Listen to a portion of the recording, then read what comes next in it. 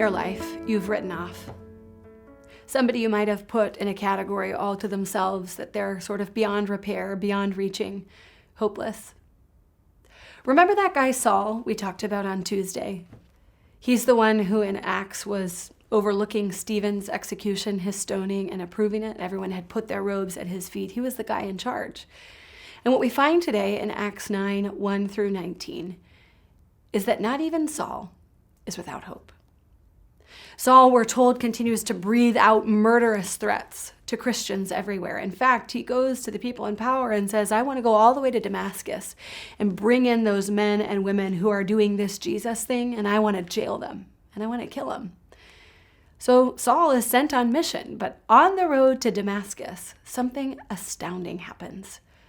Jesus, like in the flesh, alive Jesus, appears to Saul and says, Saul, why are you persecuting me?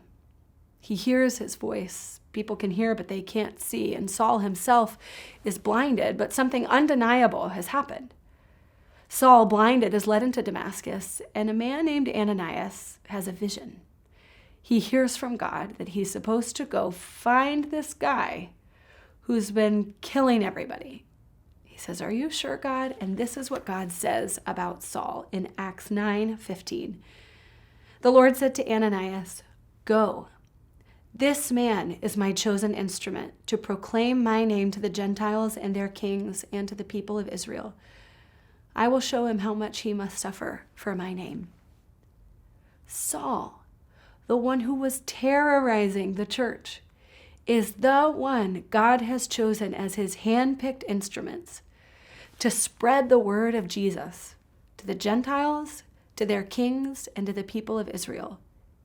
And by the way, to you and me, centuries later.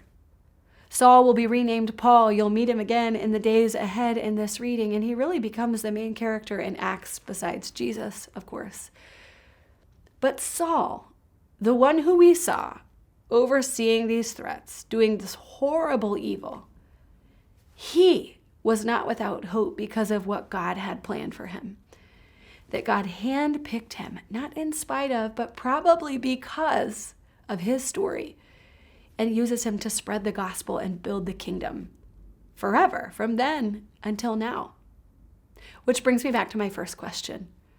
Who have you considered beyond hope? And I'm not saying you need to go restore, repair, bring them in, bridge that gap, but at least pray for them. At least be praying that that person you have sidelined, you've said is beyond hope for your relationship with them, for their life with God. Can you commit to praying for them just today? Maybe even beyond today. Maybe you put a weekly reminder on your calendar to pray for this person, because not even Saul was beyond hope.